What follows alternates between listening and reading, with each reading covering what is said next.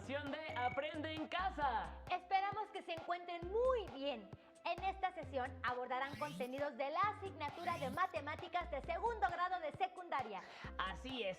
Más específicamente, resolverán problemas de multiplicación y división de números enteros, fracciones y decimales positivos y negativos.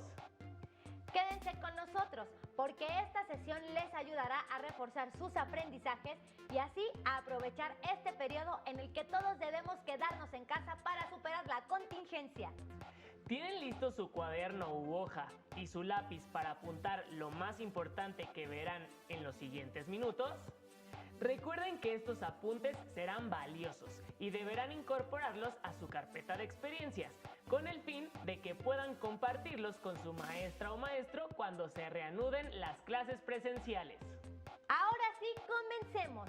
Como ya habíamos anotado antes, esta sesión dedicada a la resolución de problemas de multiplicación y división con números enteros, fracciones y decimales positivos y negativos. En sesiones anteriores estudiaron la multiplicación empleando algunos conjuntos de números. Es probable que ya dominen el algoritmo de la multiplicación, pero ¿será el mismo cuando se agregan nuevos conjuntos de números? A continuación, les invitamos a ver un recurso audiovisual que les permitirá comprender mejor lo que se conoce como reglas de los signos para la multiplicación, para lo cual requerirán ubicarse en un plano cartesiano. Acompáñenos a ver el siguiente video. Hola, bienvenidos a mi blog. En esta ocasión ilustraremos mediante el plano cartesiano la multiplicación de números enteros. Analizaremos qué pasa cuando los elementos de nuestra multiplicación tienen diferente signo y cómo podrían observarse las leyes de los signos mediante un segmento de recta en el plano cartesiano. Primero ubiquemos las coordenadas de algunos puntos de la recta. Por ejemplo, menos 6, 18, menos 1, 3. Por último, 4, menos 12. Observa que en esta tabla hay algunos valores de x. ¿Puedes encontrar la coordenada faltante de cualquier punto de la recta?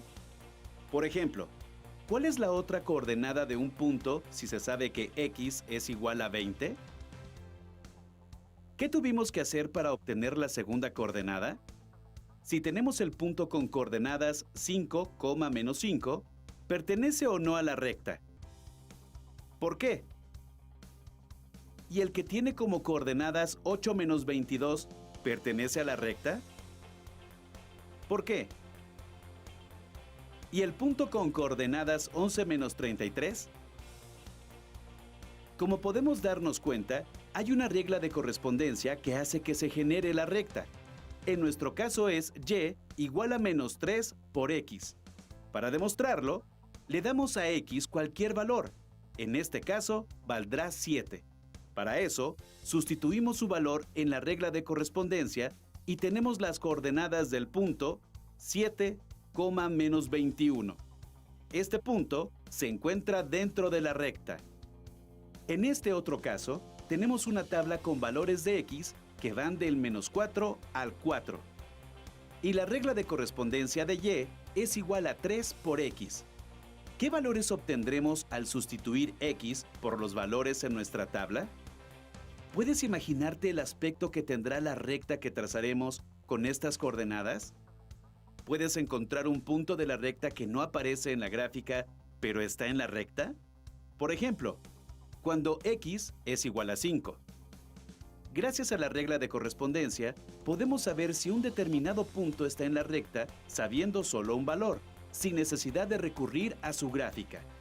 Con base en lo anterior, ¿cuál es la coordenada y de un punto si se sabe que x es igual a 25? Ahora bien, si tienes el punto con coordenadas 5, 10, ¿pasaría la recta por ese punto? ¿Y por el punto con coordenadas menos 5, 12? ¿Cuáles son las diferencias que encontramos cuando comparamos las dos gráficas? Si observamos los puntos de ambas gráficas, encontramos que cualquier punto de una es el simétrico de la otra. Por ejemplo, 2, menos 6 y 2, 2,6. Basándonos en este ejemplo, ¿podríamos afirmar que cualquier valor que se asigne a las variables cumplirá con lo anterior? ¿Por qué? Si observamos las dos reglas de correspondencia, nos percatamos que son semejantes, solo cambia el signo de la pendiente. ¿Qué obtuvimos cuando la pendiente era negativa y la multiplicamos por un entero negativo? ¿Y cuando la multiplicamos por uno positivo? ¿Y cuando la pendiente era positiva, qué ocurría cuando la multiplicábamos por un número negativo? ¿Y por un positivo? En conclusión, podemos decir que al multiplicar números con igual signo, se obtiene un número positivo, y al multiplicar número con signo distinto, se obtiene un número negativo. Las conclusiones a las que acabamos de llegar se conocen como la regla de los signos para la multiplicación. Ahora bien, ¿crees que podrías encontrar las coordenadas de esta gráfica? Para resolver este ejercicio, utilicen una hoja cuadriculada. Háganlo con ayuda de sus compañeros y de su profesor. Yo soy América y nos vemos en el próximo Blog de las Matemáticas. Recuerden que al multiplicar números con el mismo signo, el resultado que se obtiene es positivo. Y al multiplicar números con signo diferente, el resultado es negativo. Las y los invitamos a que resuelvan el último problema que se planteó en el video que acaban de ver. En esta ocasión no será posible que lo trabajen junto con su maestra o maestros, ni junto a sus compañeras o compañeros, pero pueden apoyarse en su familia y cuando lo terminen, guárdenlo en su carpeta de experiencias, ya que cuando regresen a sus clases presenciales deberán retomarlo. ¿Qué les parece si ahora vemos juntos el siguiente video para analizar más situaciones que pueden presentarse al resolver problemas de multiplicación de números enteros? Hola, soy América. Bienvenidos al Blog de las Matemáticas. Hoy hablaremos sobre unas multiplicaciones, pero no de cualquier tipo. ¿Qué pasaría si usáramos números negativos? ¿El resultado sería negativo o positivo? Veremos algunas situaciones que se pueden presentar en nuestra vida y que nos darán la respuesta. Juan ha contratado un servicio de teléfono celular. Cada mes su compañía telefónica le cobrará 300 pesos que descontará de su cuenta bancaria. ¿Cuánto dinero habrá pagado después de un año? Los 300 pesos que paga Juan son una cantidad fija que se le va quitando al dinero que tiene en su cuenta bancaria. Por eso se puede representar como una cantidad negativa, como si fuera una deuda o un faltante. Representemos lo anterior como menos n. A lo largo del año, esa cantidad se va sumando. Por lo tanto, para poder calcular la cantidad de dinero que Juan pagará, podemos sumar repetidamente la deuda. Pero como es una suma repetitiva, podemos verla como una multiplicación. Es decir, Juan multiplicará la cantidad mensual por el número de meses para saber a cuánto ascenderá su deuda. El resultado debe ser una cantidad negativa, ya que representa una deducción o pérdida de dinero de la cuenta bancaria de Juan. Así que, en este caso, se hace la siguiente operación. Por lo tanto, Juan ha gastado 3,600 pesos, o en otras palabras, tiene menos 3,600 pesos en su cuenta bancaria. Hemos ilustrado que al multiplicar un número positivo por uno negativo, se obtiene un número negativo. ¿Qué ocurriría si cambiamos el orden de estos términos? Es decir, ¿y si multiplicamos un número negativo por uno positivo? Analicemos esta situación. En el edificio de Ana, se destinan a la semana 125 litros de agua de la cisterna para regar el jardín del edificio. ¿Cuánta agua se utilizó en 20 semanas? Al analizar las cantidades, vemos que los 125 litros son una merma al agua que llega a la cisterna del edificio de Ana. Al realizar el cálculo de cuánta agua se utilizará, representamos esta cantidad con un número negativo, ya que es una pérdida, y lo multiplicamos por las 20 semanas. Por lo tanto, hay una pérdida, representada por un número negativo, de 2,500 litros. Analicemos lo que acabamos de hacer en las dos actividades anteriores. En la primera, el segundo factor de la multiplicación es un número negativo y el producto resulta ser negativo. En la segunda, el número negativo es el primer factor y también el producto resultó ser negativo. Lo anterior se puede representar de la siguiente forma. Pero, ¿qué pasaría si las dos cantidades de la multiplicación son negativas? Veamos la siguiente situación que ilustra este caso.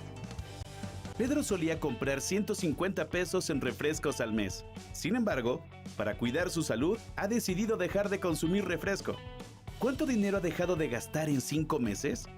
Lo primero que hacemos para resolver el problema es analizar los datos que tenemos. La cantidad que gastaba Pedro la representaremos con un número negativo.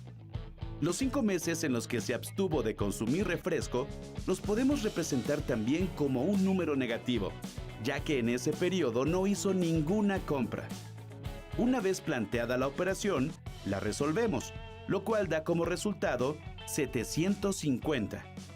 Ahora bien, si el gasto que Pedro hacía se representó como una cantidad negativa, entonces la cantidad que no gastó resulta ser un ahorro, de modo que debe representarse como un número positivo, ya que es lo contrario a un gasto. Por lo tanto, los 750 pesos se deben representar como una cantidad positiva. Lo anterior es una ejemplificación de que el producto de dos cantidades negativas da como resultado una positiva. Podemos resumir lo anterior de una manera muy simple. Cuando los factores tienen los signos contrarios, el producto será negativo. Cuando tienen el mismo signo, el producto será positivo. A esto se le conoce como la regla de los signos para la multiplicación. No me queda más que invitarlos a la próxima emisión del Blog de las Matemáticas. ¡Hasta luego! Como pudieron ver en el video, hay situaciones de pérdidas o deudas que pueden asociarse a un número negativo. ¿Conocen otras situaciones que pueden representarse con números negativos? Además, pudieron observar cómo se asocian ciertos datos como una multiplicación de dos números negativos. Seguramente ustedes pueden representarlo de otra manera. Inténtenlo. Ahora las y los invitamos a ver otros casos en los cuales intervienen más factores con signo. Hola amigos, soy América, estudiante de Matemáticas de la Facultad de Ciencias de la UNAM, y les doy la bienvenida al Blog de las Matemáticas. Como recordarán, la ley de los signos determina el signo del resultado de una multiplicación con dos factores. Pero, ¿cuál será el signo del resultado si hay más de dos factores con diferente signo? Acompáñenme a descubrirlo. Tenemos una tabla que tiene -5 de un lado. Este número lo vamos a multiplicar las veces que lo indique la cara de un dado. Por ejemplo, si el dado cae en el número 3, obtenemos -5 por -5 por -5, lo cual nos da como resultado -125. ¿Pueden encontrar la relación entre el número de veces que se multiplicó el -5 y el signo de su resultado? Terminemos de llenar la tabla. ¿Y ahora pueden encontrar la relación?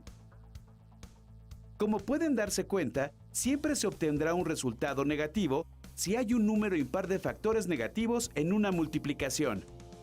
En cambio, cuando el número de factores negativos es par, siempre se obtendrá un número positivo. Por ejemplo, si en vez de lanzar un dado lanzáramos 2, para obtener la suma de las caras de los dados, del 7 al 12, podríamos saber los signos de los resultados antes de realizar las multiplicaciones.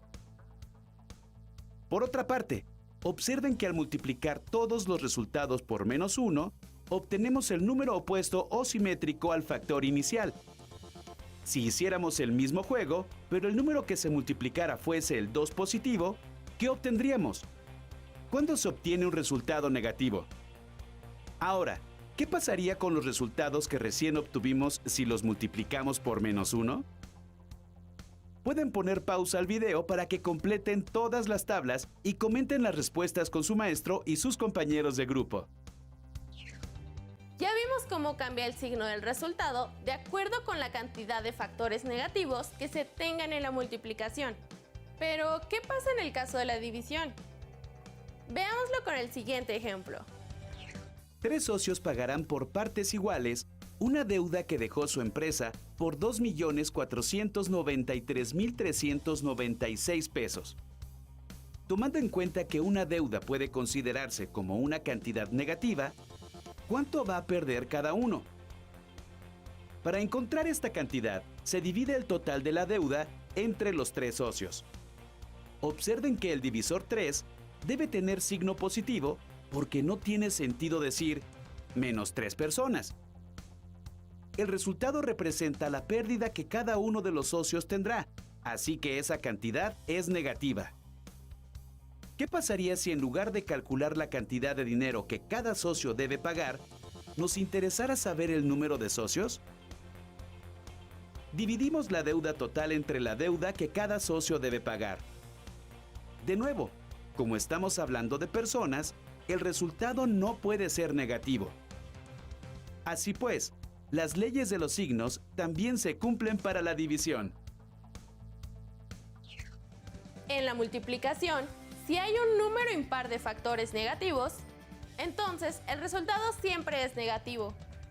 Si el número de factores negativos es par, entonces el resultado es positivo.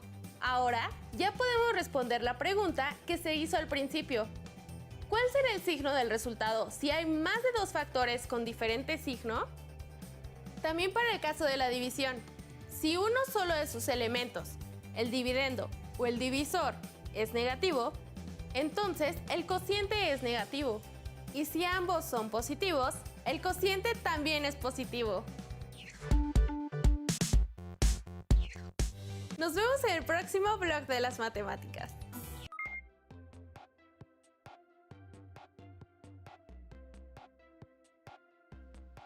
Después de ver el video, ¿consideran que las reglas de los signos cambian si se agregan más factores?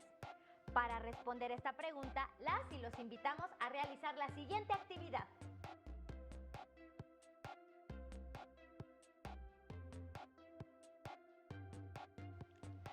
Empleen un dado o los números que ustedes elijan para hacer multiplicaciones con números.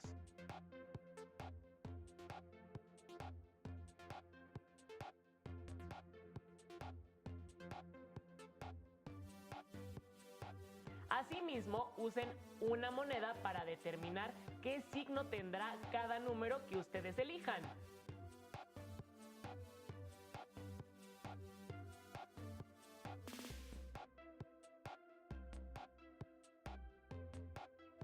Por ejemplo, si al lanzar un dado sale 5 y al lanzar una moneda cae águila y ustedes han decidido que el águila es igual a negativo, entonces su primer factor será menos 5. Pueden comprobar sus resultados usando cualquier recurso de los que han estudiado en este programa u otros que ustedes dominen.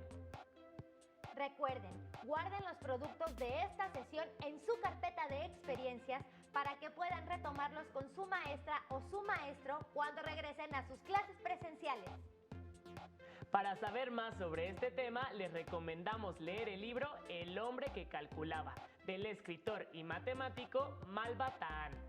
De manera particular, en el capítulo 7 encontrarán una serie de operaciones que les permitirán formar los números del 1 al 10 usando solamente 4 cuatros. Bien, pues hemos llegado al final de esta sesión. No olviden seguir la programación de Aprende en Casa. Los esperamos en la siguiente sesión de la asignatura de Matemáticas, segundo grado de secundaria. ¡Hasta la próxima!